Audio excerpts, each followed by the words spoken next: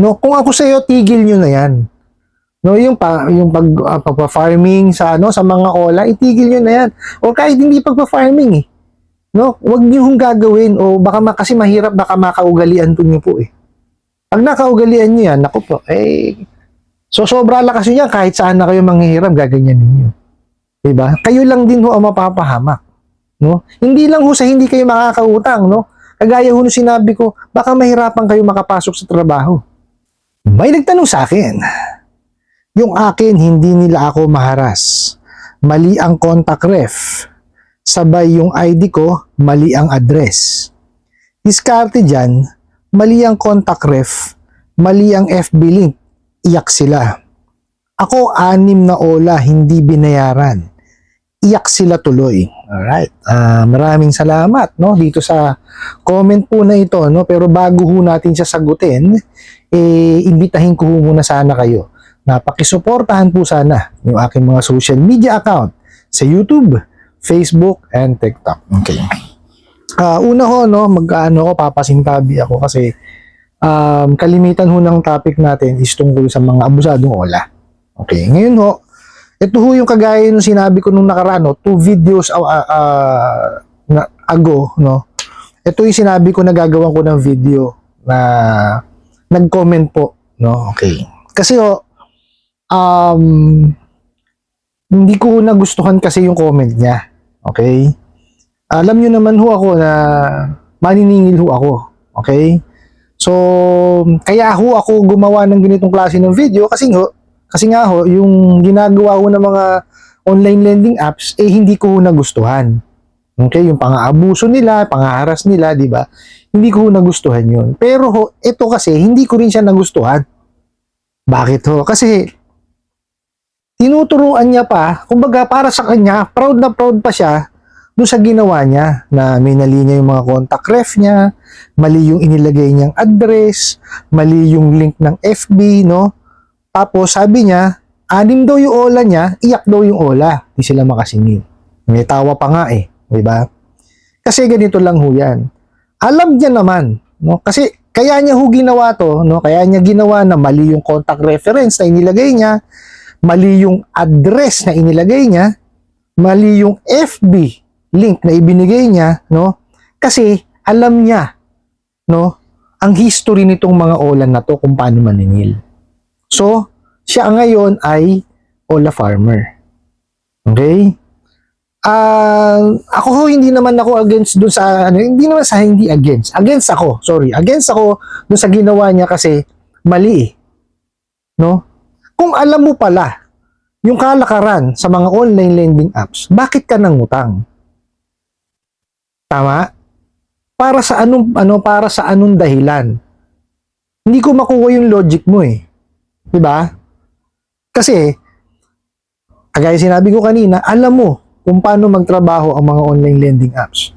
So minali mo ngayon yung mga numero sa contact rep mo. 'Di ba? Para hindi matawagan. Kasi alam mo Alam mo na pagka hindi ka pagka hindi ka nakabayad, sila ang kukulitin. 'Di ba? So may plano ka kasi talagang hindi bayaran. Doon ako nagngingit-ngit. 'Di ba? Mali yung ginagawa mo na 'yan, brother. No? Kasi mali na nga yung ginagawa ng mga abusadong online lending apps. Tapos ikaw gaganunin mo rin. 'Di ba? Kumbaga, anong nahita mo? Sige, nakuha mo yung pera. 'Di ba? Sa tingin mo, tama yung ginawa mo? 'Di ba? Kasi baka mamaya mawili ka. 'Di ba? Mawili ka na manghiram ka ngayon dun sa mga legitimate na mga online lending apps. Okay? At miyembro ng CIC, ng NFIS, at saka ng CMAP. Pagka ngayon na-report yung basic information mo, nagkamarka ka. Paano ka ngayon? 'Di ba? Ito lang ho, no? Kaya ako sinasabi to kasi para din lang ma-enlighten kayo. Okay. Gaya ho nung mga karaang video ko, sinabi ko rin to. Couple of months ago pa. Okay? Ito, hanggang ngayon, marami hong nagpupunta sa amin. No? At nakikipag-coordinate, no? Tumatawag, nag-i-email, no? Umaangal sila, bakit daw sila nagkaroon ng record sa CIC, sa NFIS, tsaka sa CMAP. Oh. So, isa lang naman ho, sagot doon kasi hindi sila bayad eh. No? Ngayon, bakit sila nag-email sa amin, lumalapit? Kasi nag-apply ho sila ng trabaho. Okay? Kasi yung trabaho po nila is, yung pinasukan pala nila is, nag-check po, no? Sa NFIS, nag-check po sa CIC. Oh, nakita ngayon na meron silang hindi bayad. Ngayon, bago sila ma-hire, kailangan tapusin nila. Mainam pa nga kung ganun ang mangyayari. Eh, yung iba ho, hindi nakakapasok eh. Kaya ho, yung iba galit na galit sa amin. Sabi ko, wag ho kayo magalit sa amin.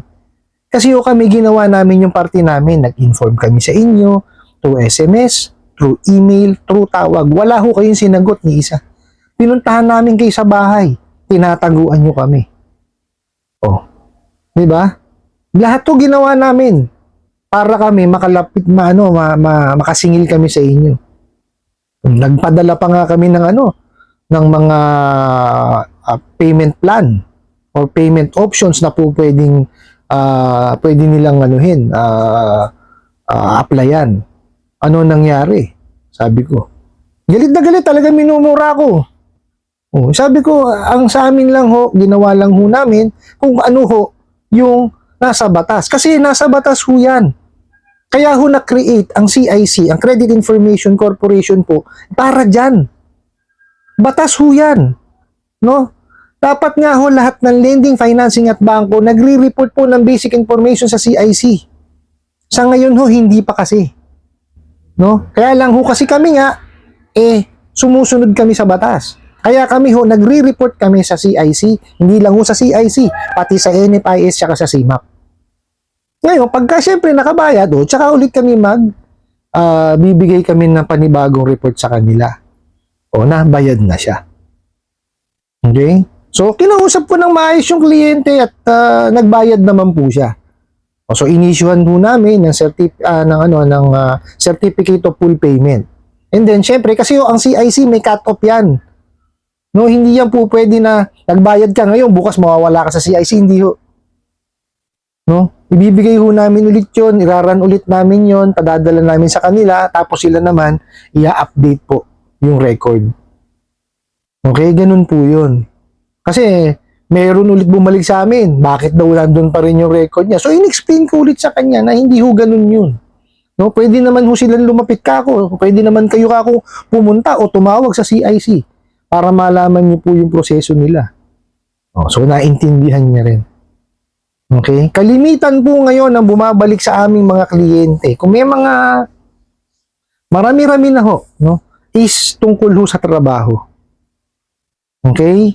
Meron kasi na ho ngayon mga kumpanya, no, na pagka nag-apply ka, i-check ka ho nila doon sa CIC, sa NFIS, lalo na ho sa CMAP. Kasi sa CMAP po, nandun ho yung mga court cases eh. So makikita ho doon kung may mga nakapending na kaso o whatever. Okay? Ano na ho ngayon ang mga kumpanya? Wais na rin ho sila. Okay? Meron pa nga ho yung isa ko nga akong pinasukan dati na financing, may credit investigation pa talaga, may CI pa, may BI. No, may credit investigation na ako, kini-credit investigate na ako, bini-I pa ako. Binakroad investigate pa ako doon sa lugar namin. May mga ganyan ho kumpanya. No, kaya ho ako, sabi ko sa inyo, wag ho kayong mawili na ganyan ang gagawin po ninyo. Parang pinagmamalaki nyo pa na naisahan ko ang OLA. Hindi. No, hindi ho nyo naisahan. Baka mamaya ho kasi, no, ang mangyari sa inyo, mawili kayo, natapat kayo ngayon dun sa mga online lending apps or lumakas ang loob nyo, pati lending, financing at bangko, ganyan ninyo, naku ho, kayo rin lang ho mahihirapan. No, hindi lang ho yun, no, na baka mamaya maano kayo sa trabaho. Paano ho kung dumating ang panahon, no, na financially stable na kayo? No? At gustong-gusto niyo magpatayo ng kumpanya. Manghihiram kayo sa bangko, hindi kayo makahiram kasi meron kayong hindi bayad. Magmamarka yun eh. Lalabas yun. Makikita lang na sa liit na yan, hindi mo nabayaran. Diba? Bakit kita pahiramin ng malaki? 'Di ba? Ang pangit nung ano, ang pangit nung magiging marka mo eh. Sa maliit na halaga, hindi ka nakahiram ng malaking halaga. 'Di ba? Ganun lang 'yun. Tapos isa pa, ang inaano ko dito. Pinagmamalaki niya pa, yung ID mali ang address. Oh, pag kaya na patunayan nung OLA, kung hindi mo na nakaabuso yan eh. For example, hindi nakaabuso yung OLA na nahiraman mo. Estafa yan. Nilinlang mo sila eh. Diba? Maling address ang ibinigay mo. Diba? May kaso ka dyan, criminal case yan. Bukod sa may kulong ka na, meron ka pang may penalty ka pa na babayaran. No, kung ako sa iyo, tigil niyo na 'yan. No, yung pagpa-farming sa sa mga OLA, itigil niyo na 'yan. O kahit hindi pagpa-farming eh. No, wag niyo hong gagawin o baka kasi mahirap, baka makaugalian niyo po eh. Pag nakaugalian niyo 'yan, naku po, so sobra lakas niyo yan, kahit saan na kayo manghihiram, gaganyanin niyo. 'Di ba? Kayo lang din ho ang mapapahamak. No? Hindi lang ho sa hindi kayo makakautang, no? Kagaya ho nung sinabi ko, baka mahirapan kayo makapasok sa trabaho. Di ba? Kasi may mga kumpanya na ho talaga ngayon na nagche-check po sa sa CIC tsaka sa NFIS, lalo na ho sa CIMAP. No? Yun ho ang pagkakaingatan nyo kasi baka mamaya, yun nga, kagaya sinabi ko, mahirapan kayo makapagtrabaho unang-una, at pangalawa, kung kakailanganin nyo na talagang manghiram ng malaking pera, hindi kayo makahiram. Dahil ho dyan sa pagkakamali na ganyan. Kasi huwag niyong pag-experimentuhan. Sa totoo lang, kasi baka mamaya sa huli ho ang pagsisisi. No? Ako, nagbibigay lang ako ng abiso. Hindi ho ako galit sa inyo. Kasi baka mamaya nga ho, gumaganti kayo sa mga online lending apps na abusado. No? Hindi ho ganyan ang tamang pagganti. Ang tamang pagganti po is i-file nyo ng complaint. I-demanda nyo. No? Andyan naman ho yung mga sangay ng gobyerno. No? Para sila ho ang tumugi sa kanila. Di ba? Kagaya ho nung nakaraan doon sa sa content po ni Kajani, di ba, yung na-revoke. Ngayon wala na wala na sa recorded online lending app. No? Nakita niyo ho nabawasan kasi dati yun nasa 140 yata, 141. Parang ngayon nasa 112 yata, 113. Hindi ko ako masyadong pero nabawasan ho siya. Yung mga recorded online lending platform. So nabawasan na ho siya. Kasi hindi na ho, wala pa hong ina-announce ang SEC na pwede ulit magpa-register. No? Kasi ang kagandahan kasi na yung mga lending financing, no, na recorded ho, no, sa pagiging online lending platform, may advantage kasi sila na magamit yung technology. Unlike yung iba na hindi nagparehistro, through the traditional way lang sila po pwede mag-advertise at magpautang. Sana po naintindihan nila. Ngayon ho, hindi pa nadadagdagan nyo kasi wala pa hong announcement ang SEC na po pwede ulit magpa-register para maging parte ho ng online lending platform na registered. Okay po, sana ho nadagdagan ho ng kaalaman tungkol doon. Tsaka ho, dalawang klase yan yung app-based tsaka web-based. Kasi yung app-based, kaya ho talaga yan magnakaw ng mga information. Okay, malware lang ho yan.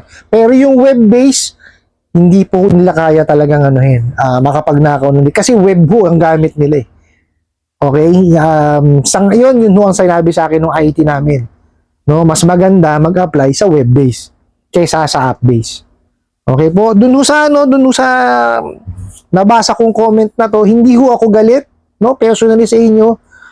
Actually, sinasabihan ko pa kayo, itigil nyo. Kasi pag kaya nakawilihan nyo po, baka kayo pa ho ang mapahamak, nasa huli ang pagsisisi. Wag nyo hong pakawilihan na maging OLA farmer or mag-OLA farming. Okay po? I hope nasagot ko po itong katanungan na to. Sana po makatulong. Maraming salamat po sa inyong walang sawang pagsuporta at panonood sa aking mga videos. Maraming salamat po sa inyong pag-like, pag-share, pag-comment at pagtatanong. And kunin ko na rin po itong opportunity na to na imbitahan po sana kayo na pakisuportahan po sana yung aking mga social media account sa YouTube, Facebook, and TikTok. Hanggang sa muli po. Yun lang.